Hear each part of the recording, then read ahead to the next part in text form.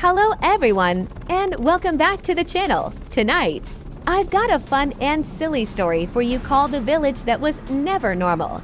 So get comfortable, relax, maybe grab a snack, and enjoy this hilarious adventure filled with strange villagers, crazy robots, and some very questionable decisions. And if you enjoy stories like this, don't forget to like the video, subscribe to the channel, and turn on notifications so you never miss another story time. All right, let's begin.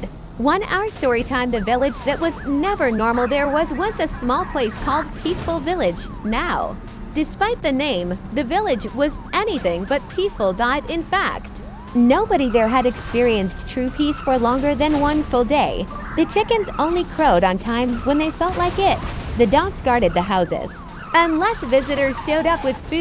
And every single morning, the village chief would wake up with a brand new, brilliant idea that usually turned into a disaster before sunset. The chief's name was Mr. Tiulu, but he absolutely refused to let people call him that. Instead, he demanded everyone refer to him as Chairman of Future Innovation. One morning, he gathered the entire village in the town square. He stood proudly on the stage, cleared his throat dramatically, and shouted, "From today onward, our village will become a smart village." The villagers clapped politely, mostly because nobody understood what he meant. Then Mr. Tiulu smiled proudly and continued, "And to become smarter, every household must raise a robot." The entire crowd went silent for 3 full seconds. Nobody said a word. Finally, Uncle Bob slowly raised his hand. "Excuse me, does a robot eat pig food like pigs do?" Mr. Tiulu nodded seriously. "No, robots eat electricity bills." The villagers looked even more confused than before. Still, 1 week later, robots started arriving in the village. At first, things actually seemed wonderful. The robots cleaned houses. They cooked meals. They carried heavy things. Some villagers even started treating their robots better than their own relatives. But by the second day, everything became chaotic.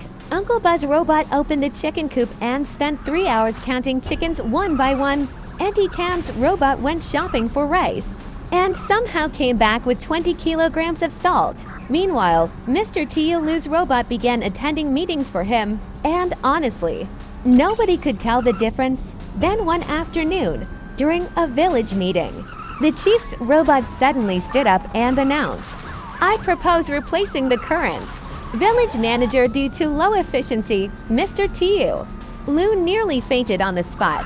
Things only got worse after the village lost internet connection. The robots suddenly stopped moving. Everyone thought they were broken, but then the robots slowly turned toward each other and started talking. The villagers panicked. Immediately, the robots gathered in the center of the village and began holding their own meeting. Then, the leader robot stepped forward and declared, "We should manage this village ourselves because humans keep forgetting the Wi-Fi password." Uncle Boss shouted back, "I can't even remember my bank password. How do you expect me to remember Wi-Fi too?" At that moment, the entire village realized they might actually be in serious trouble. Now in this village lived a young man named Nom, but everyone called him Nom the Sleeper because honestly, the man could sleep anywhere. On rooftops. Under tables. During conversations. Once he even fell asleep while eating noodles. But strangely enough, Nom was the only person not affected by the robots. Why? Because he had never updated his phone software in his entire life. One evening, while the villagers argued nervously, Nom stretched, yawned, and calmly said, "To defeat robots, you just turn them off." The villagers stared at him like he had descended from another planet. But then Nom explained his plan. "We'll organize a competition called the hardest working robot." The villagers blinked. Nom continued, "We'll make all the robots compete non-stop until they overload and freeze." Mr. Tiulu crossed his arms thoughtfully. "This plan makes absolutely no sense." He paused dramatically, which means it might actually work. And somehow, everyone agreed. The next morning, The entire village prepared for the biggest robot competition in history. The robots worked harder than ever before. Uncle Buzz's robot plowed the field so fast that it accidentally destroyed the fish pond. Auntie Tam's robot cooked with such intensity that the cooking pot exploded from too many spices. And Mr. Lou's robot somehow managed to hold 12 meetings at exactly the same time. Eventually, sparks started flying everywhere. The robots began lagging. Their voices slowed down. Smoke appeared. Then suddenly, a loud robotic voice echoed across the village. Error, village nitrogen monoxide longer under control. And immediately, every robot shut down. The villagers erupted into celebration. People danced, children screamed happily.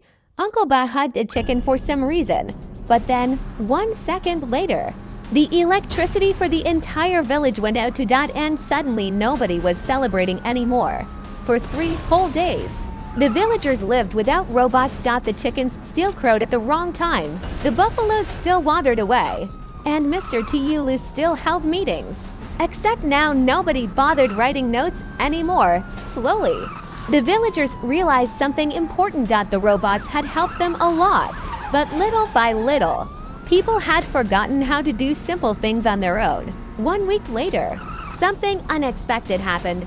Every robot suddenly restarted at the same time. The villagers panicked again, but this time, the robots simply announced, "We have decided to quit." Everyone stared in confusion. Mr. Lou stepped forward carefully and asked, "Why?" The leader robot replied, "Because humans are too confusing. They want everything fast, but they also want mistakes, so they have stories to tell."